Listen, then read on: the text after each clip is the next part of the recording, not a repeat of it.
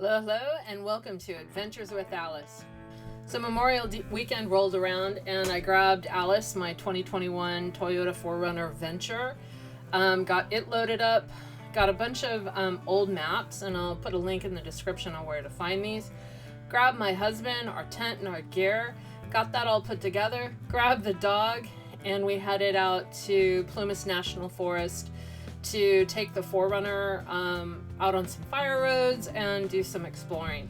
And Plumas is just north of Nevada City, so a really nice area. So we camped at the Gold Lake campground, and then one of the first things is we went and checked out the forest route right next to Gold Lake. And it's pretty rubbly. There's a lot of big rocks and stones to navigate through. It was my first time doing something at kind of this technical level. So it was a super good learning experience for me, like how much clearance my car had, how it handled on the big roads. And I actually had the Nitto Ridge Grapplers, which were excellent tires for this terrain. You can see the terrain's pretty rocky. The dog thought it was cool. And just again, some more shots of the type of rubble and rocks that you'll be going over.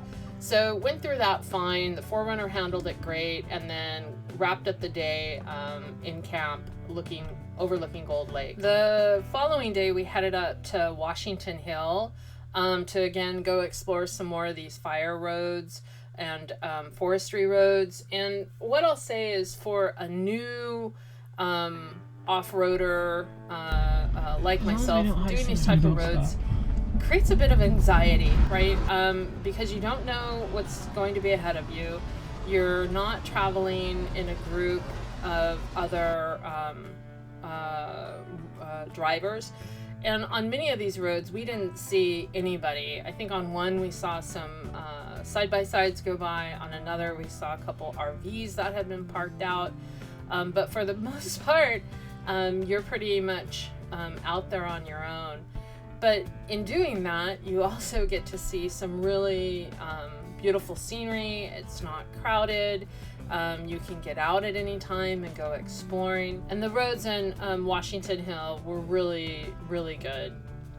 The following day, we went out to Gibsonville, kind of down Route 511. We wanted to do Route 900 and then potentially take Route 800.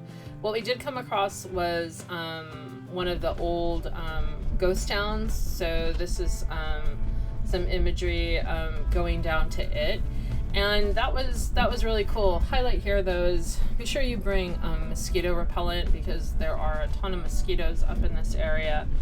And again, kind of the same kind of deal, right? You're driving down a road, you're not sure what's ahead of you, and sometimes you find some really kind of cool things. Like in Gibsonville, there's some old historic roads, there's foundations of old buildings. So it turned out to be a great experience to go explore some of the Gold Country's history.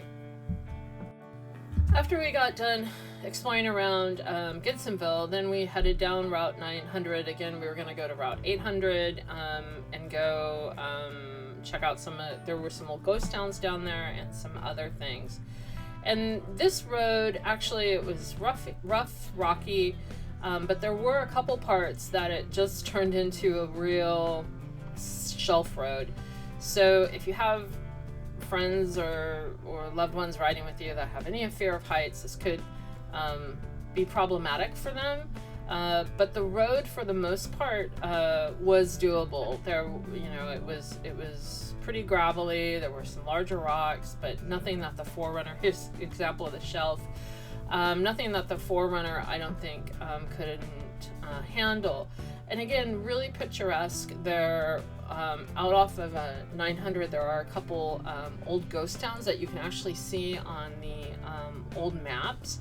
So it's a good place to kind of go exploring and do a little hiking. And, if you're into, rock hounding or looking for artifacts and stuff, this is probably a great area to do that. Not only to mention the views and the scenery and the experience of being kind of out in the outback of the outback, I think is probably a good way to say it.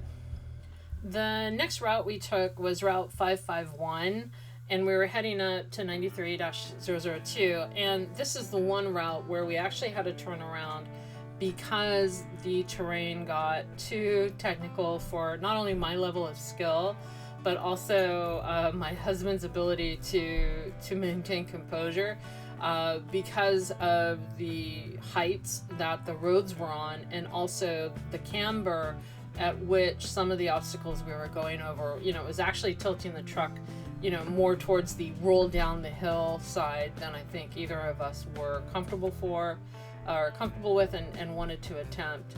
But it is, and I think if you have like a rig that has more articulation, then this route probably, and you're an experienced driver, then this route probably would be fine.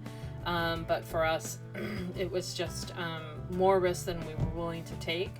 And also considering how many other roads are available to go exploring down in this area. And I think for me, as a new off-roader with kind of a newer rig, I don't have, you know, I'm still running the stock suspension, and you know, I'm still learning what the vehicle's capable of, what I'm, you know, capable of, and growing. So this trip actually turned out to be a really good experience, and also for me and my husband, because my husband actually had to spot me a couple times, so we're learning how to communicate, you know, in the spot over obstacles arena. So it was a really good opportunity to get out, test the rig, be out in a beautiful part of country. If you download the Plumas Forestry Services visitor map, there's just tons of roads to go exploring, and lots of interesting things to see, and also lots of things to do. There were places to go swimming. There are lots of lakes up there, and it's one of those things that I think if you have a rig that is more technical, you're a more seasoned driver than I am, you're really going to have a blast out here. So there were some other things, other routes that we attempted or we looked at. Some of them were fully paved, easy to ride. Others were a blend of pavement and dirt. And some of them we actually just had to turn around, right? Like Route 800 was just too steep and rocky on the side that we were attempting. And like I said, there's other things you can do up there. Like I did go gold panning. I think I found some gold. The scenery is beautiful, so it's very relaxing. Plenty of places to go swimming or take a dip or go fishing. Plenty of places to pull out, camp, and have lunch. And of course, with all things, I just want to cover some things that I learned from the trip. And this is just me sharing, maybe to give you some inspiration. Again, I'm not an experienced off-roader. I just recently got into this.